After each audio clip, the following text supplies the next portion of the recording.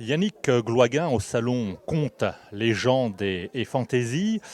Alors ici c'est du polar, mais évidemment ce n'est pas n'importe quel polar puisque on est au salon de l'imaginaire.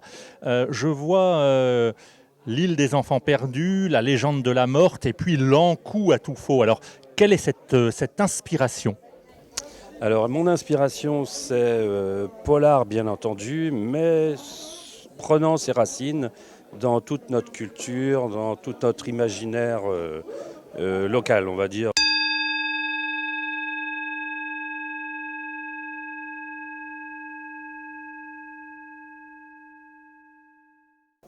L'Ankou à tout faux, on peut en dire un mot. Alors on comprend le jeu de mots bien entendu. Quelle est la place de cet Ankou-là, j'ai envie de dire? Ben, l'encou représentant la mort, c'est l'ouvrier de la mort. Et en fait, comme la mort est présente dans le roman, on s'aperçoit, le titre donne enfin le fin mot de l'histoire, en fait. C'est que la mort a tout faux, en fait. Voilà, j'en dis pas plus. La légende de la morte. Alors, la légende de la morte, la légende de la mort, Anatole Lebras, on est là encore dans le jeu de mots. Oui, quelque part, puisque souvent, lorsque l'on parle de légende, c'est quelque chose que l'on croit avoir été réel. Et en fait, ma morte a eu une histoire officielle et on apprend son histoire réelle. Et quelque part, elle avait créé sa propre légende. Et voilà pourquoi ça s'appelle la légende de la morte.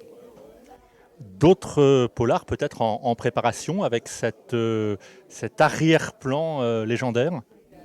Alors, j'ai un polar prochainement qui en arrière-plan aura une légende très très, on va dire très très proche de nous, puisque ça tournera autour de Plogoff et de la lutte au moment de Plogoff, et sans doute un petit tour vers notre petit coin pas loin de Brennilis voilà, autour des centrales nucléaires. Le Yonelez, Brennilis, endroit magique s'il en est. Voilà. Yannick Gloiguin est au salon Contes, légendes et fantaisie.